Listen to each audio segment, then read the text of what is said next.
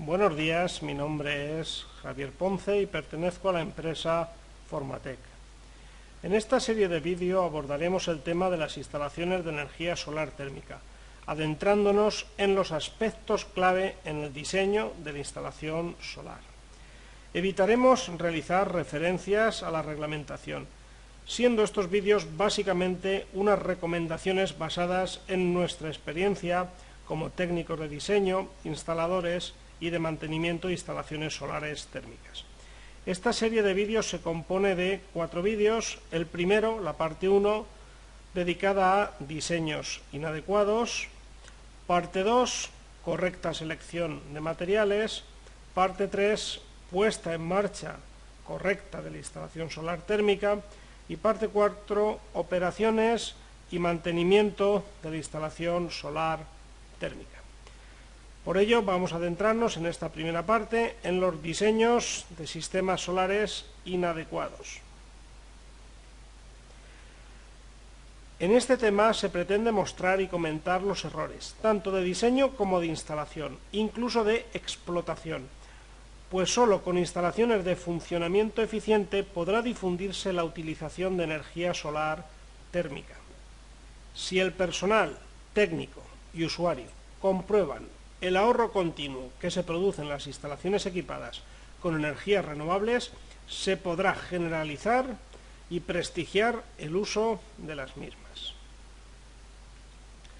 El principal aspecto a tener en cuenta es la profesionalidad.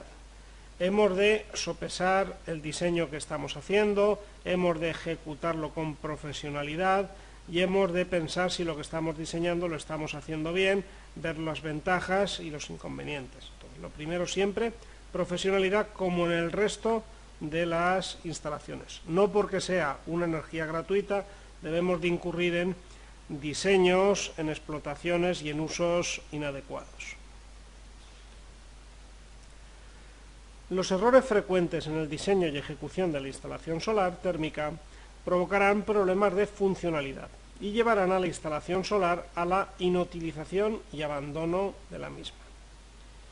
En cuanto a los esquemas o diseños inadecuados, son frecuentes errores en el diseño, quizás motivados por las exigencias de abaratar el coste de la instalación, o bien por el desconocimiento de las consecuencias.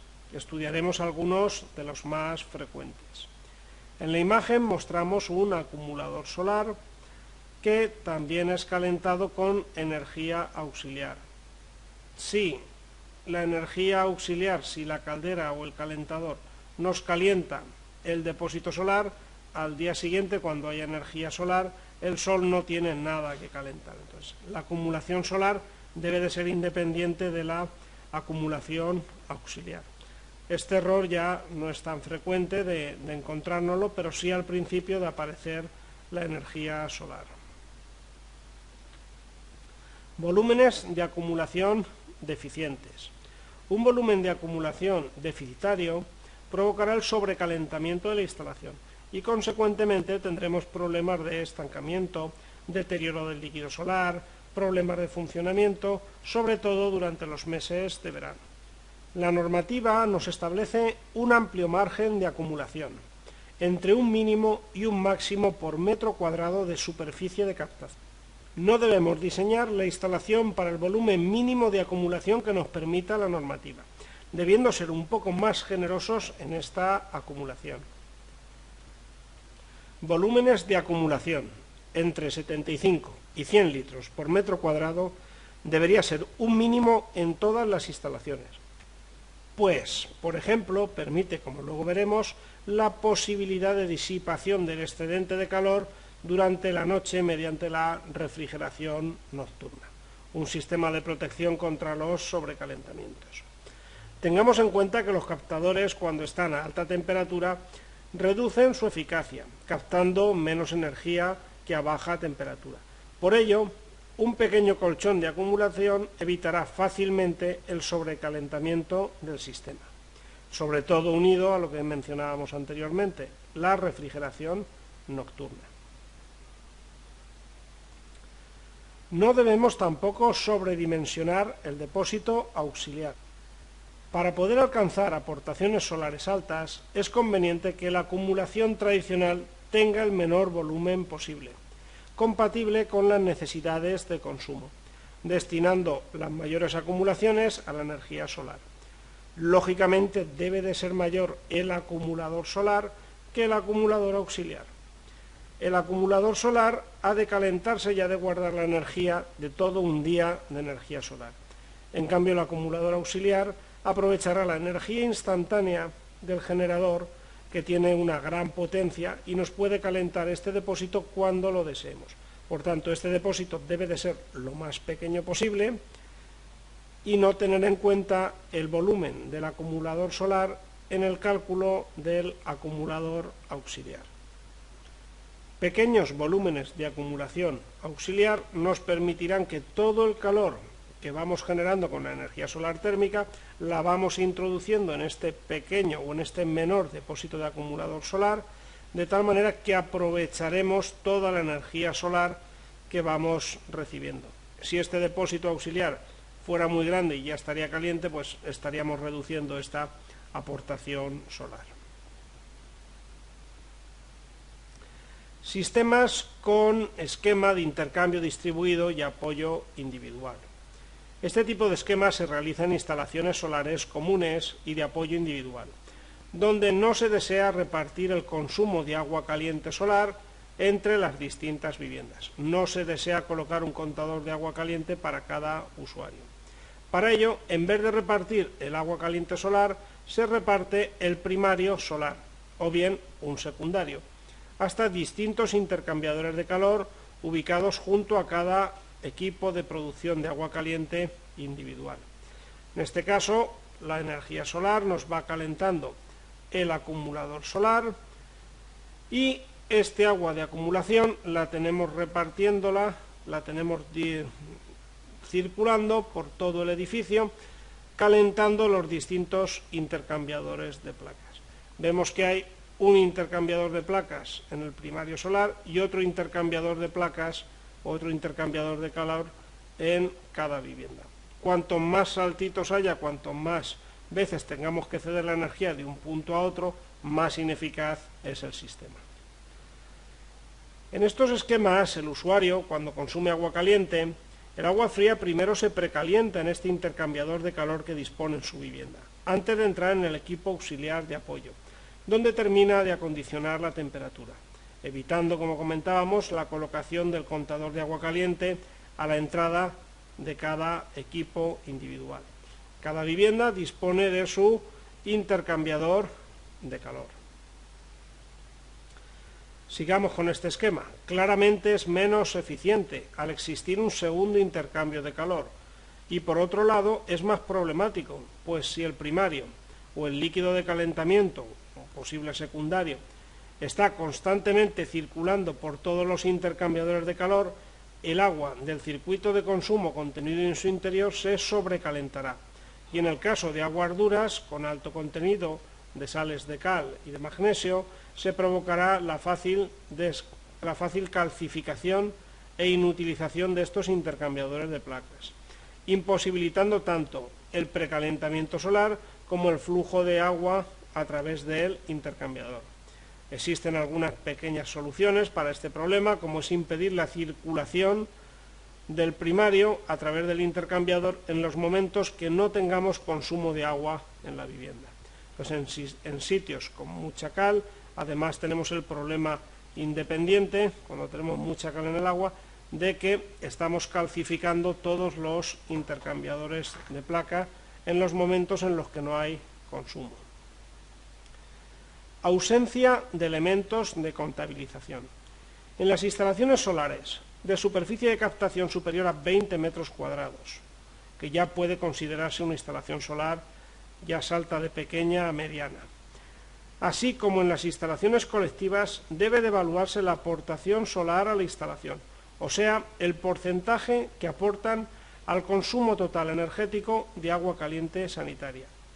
Para ello deberá dotarse a la instalación de un contador de energía, colocado a la salida de la producción solar de agua caliente, de tal manera que quede contabilizada la energía que nos aporta la instalación solar a la instalación general de producción de agua caliente sanitaria.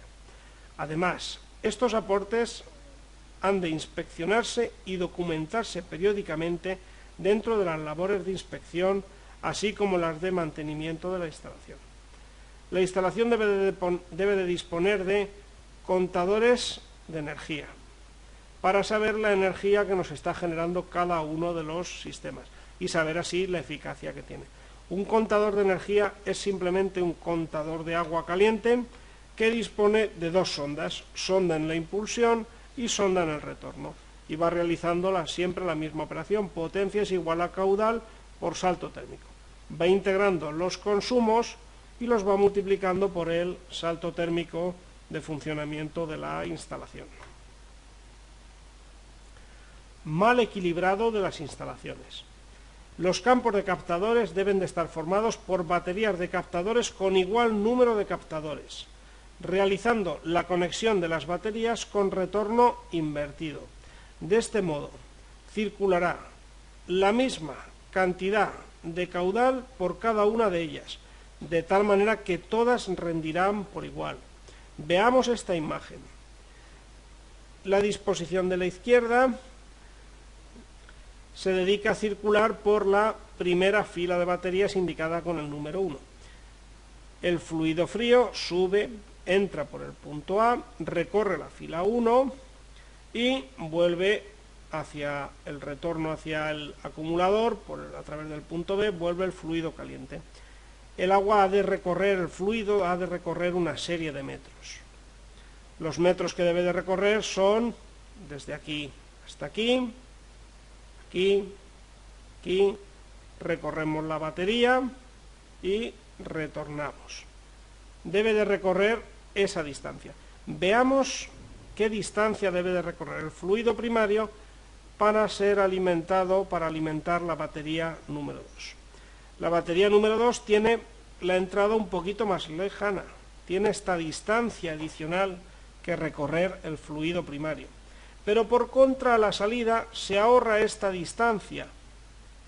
Por tanto, al final el fluido recorre los mismos metros, tanto por la anterior batería, por la batería número 1, como para recorrer la batería número 2.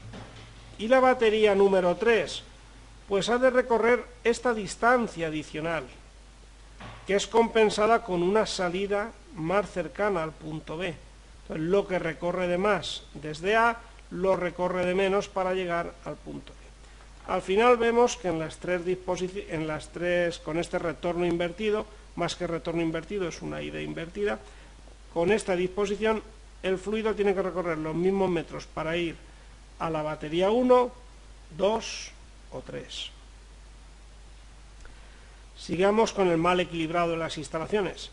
La utilización de válvulas de equilibrado solo debemos de utilizarla en casos extremos, pues es un elemento que hay que ajustar correctamente. Muchos instaladores no saben realizarlo y o no tienen un aparato para medir el caudal que circula por una válvula de equilibrado. Además, deberá ser válida para las presiones y temperaturas de la instalación solar. Todos los componentes, como luego veremos en la parte de selección de componentes, deben de ser válidos para la instalación solar. Para la operatividad y seguridad de las baterías de captadores, cada una deberá de disponer de válvulas de corte a la entrada y a la salida de las mismas, así como una válvula de seguridad colocada sin válvulas intermedias de la batería. Entonces, evitaremos, en resumen, colocar válvulas de equilibrado, nos evitamos de mantener un elemento de la instalación, es preferible tener un retorno invertido que está equilibrado por sí solo y evitamos labores de mantenimiento, puntos de goteo, de mal funcionamiento o simplemente de no haber realizado un buen ajuste de las válvulas de equilibrado, que es la otra opción. Purga de la instalación. Es importante recordar que deben de disponerse purgadores en todos los puntos altos de la instalación y el trazado de las tuberías deberá realizarse con una pendiente de tal manera que se favorezca el vaciado completo de la instalación y la evacuación del aire también de la misma. En cualquier caso deberán existir suficientes grifos de vaciado para dejar completamente vaciada la instalación. Como veremos posteriormente, son preferibles los purgadores manuales frente a los purgadores automáticos. Los purgadores manuales se instalarán sobre unos botellines, unas cámaras de aire de 100 o 150 centímetros cúbicos como mínimo, que actuarán como un depósito donde el aire se irá almacenando hasta que el mantenedor o el usuario suban, accedan a este purgador y extraigan el aire. Los purgadores automáticos, dado que son elementos que suelen precisar de mantenimiento y sustitución, deberán instalarse sobre válvulas de corte, tal y como muestra la imagen. Es muy importante disponer de separadores de aire en la parte inferior del circuito, pues eliminará mejor las microburbujas que van contenidas en el circuito, a la vez que es más cómodo purgar en la zona del acumulador, en la zona inferior de la instalación, que subir a purgar los captadores. Podemos separar más en el tiempo la subida a los captadores para realizar esta purga. Estos separadores de aire es simplemente una cámara de mayor sección con un rompedor de burbujas. El agua o el líquido fluye más despacio en su interior a menor velocidad y le da tiempo a las burbujas a irse a la parte superior del mismo. Ausencia de elementos de dilatación. Si importantes son las dilataciones en una instalación de agua caliente sanitaria o de calefacción, en una instalación solar que se pueden alcanzar temperaturas altísimas, se provocarán mayores dilataciones y consecuentemente mayores tensiones en las tuberías. Para ello deberán de disponerse en todos los puntos intermedios de los tramos de gran longitud, 8 o 10 metros, dilatadores axiales. Las dilataciones se pueden absorber en los cambios de dirección, si en las proximidades de las curvas no se disponen de abrazaderas de sujeción que impedirían la dilatación natural de la tubería. También ha de tenerse en cuenta este efecto en las estructuras y en la unión de baterías de captadores a partir de un tercer captadores. Deberán disponerse de algún dilatador entre los captadores que nos facilitará el fabricante de los mismos. Igual que las tuberías, al pasar de 0 a 140 grados dilata, los captadores le ocurre lo mismo y ha de preverse esta dilatación. Hay que dejar que la dilatación sea libre y no nos provoque tensiones en los elementos y en las tuberías de distribución. Bombas dobles o gemelas. Suele olvidarse que en los edificios colectivos y en las grandes instalaciones, más de 50 metros cuadrados de captación, las bombas deben de ser dobles o gemelas, funcionando en alternancia, tanto la de servicio como la de reserva. Alternancia es que cada vez que arranque una bomba debe de funcionar una de ellas. Ha de arrancar por la mañana una vez la instalación, pues funciona la bomba de la izquierda. Se detiene la instalación a las 9:30 de la mañana, tiene que entrar en marcha otra vez la bomba, pues no entra la que ha funcionado antes, sino que entra la que permanecía en reserva. Deben de funcionar de un modo alternativo. Es muy recomendable, especialmente en grandes instalaciones, utilizar bombas de caudal variable, cuyo caudal se ajusta a través de una centralita que mide la radiación solar. De tal modo que cuando hay una radiación solar alta y por tanto mucha energía que traer al acumulador, funcionará a más revoluciones, aumentará su frecuencia, moviendo más caudal. Y en condiciones más desfavorables, con menor radiación solar, reducen el caudal evitando que se detenga el circulador. Hemos de recordar que los mayores consumos de los motores se producen en los arranques y paradas de los mismos. Evitando arranques paros ahorramos energía y ajustando el consumo a las necesidades de caudal seguimos ahorrando energía. Doble ahorro energético en las bombas de caudal variable. Integración arquitectónica. Es vital que la instalación sea atractiva al propietario de la vivienda, tanto como eficiente. Para ello, la normativa nos permite un margen amplio de orientación, inclinación, incluso de pérdidas por sombras. Es preferible tener que instalar algún captador más para compensar estas pérdidas y realizar una instalación adaptada a la envolvente del edificio que tener algún captador menos y ser una instalación que funciona en un rendimiento óptimo. Recordemos que la energía solar es gratuita y debemos de hacérsela atractiva al usuario. Que el usuario esté orgulloso de su instalación y esté integrada, sea paralela a la envolvente del edificio. Desviaciones respecto del sur geográfico, de hasta 15 grados, incluso alguno más, no son significativas en el rendimiento global de la instalación. Diseñar una instalación paralela a la envolvente, evitando que sobresalgan del tejado, también mejorará la estética de la misma. Estas pérdidas se deben de evaluar dentro de los amplios márgenes que permiten la normativa. En resumen, debemos de diseñar una instalación eficiente e integrada en el edificio, como por ejemplo la de la imagen. Ubicación de los componentes de la instalación.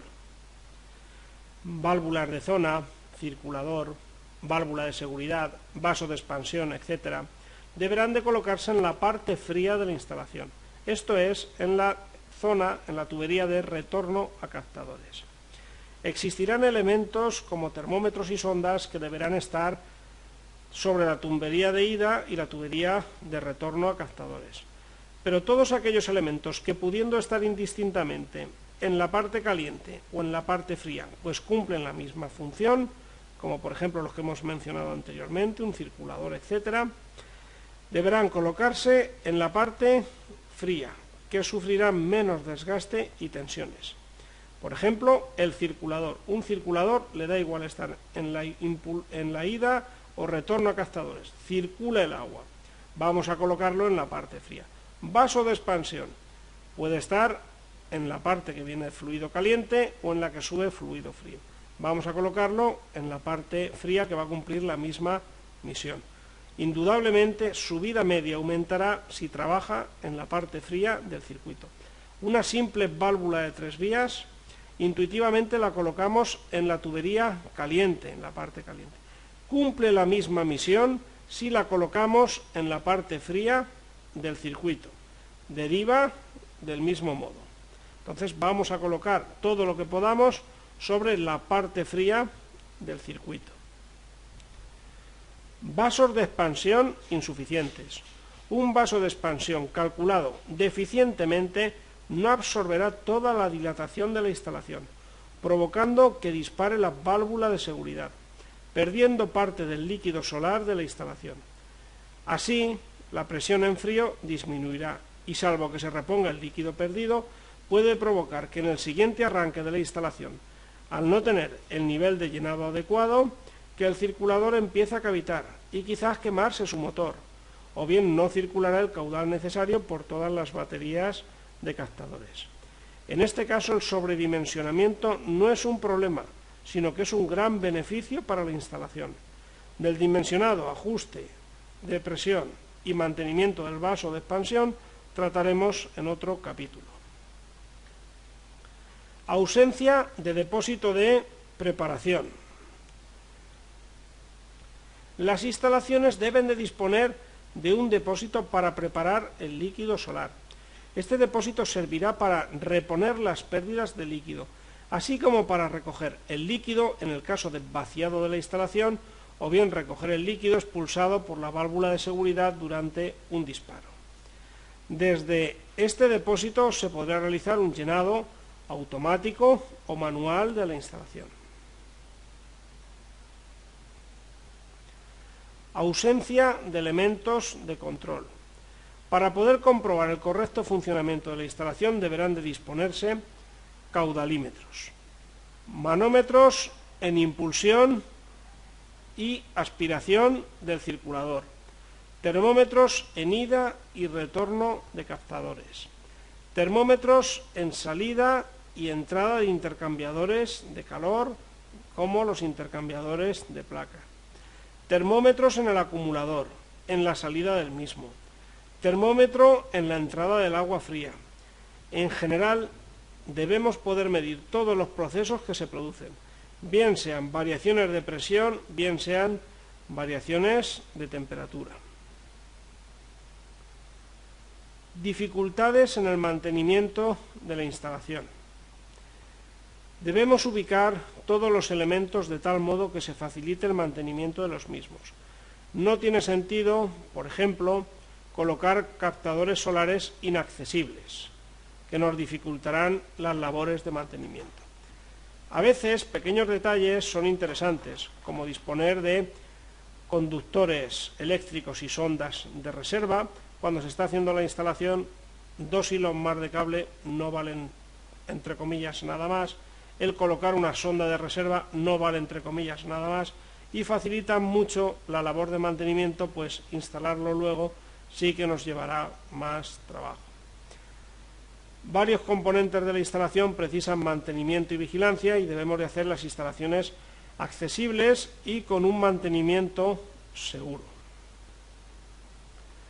Captadores.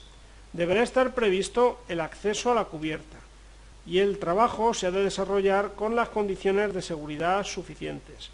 Tenemos la suerte que, dada la gran cantidad de instalaciones que precisan instalarse en las cubiertas de los edificios, por ejemplo, los captadores solares térmicos, los fotovoltaicos, ventiladores para ventilar las viviendas, conductos de garajes, unidades de refrigeración, que también hay que colocarlas en las cubiertas.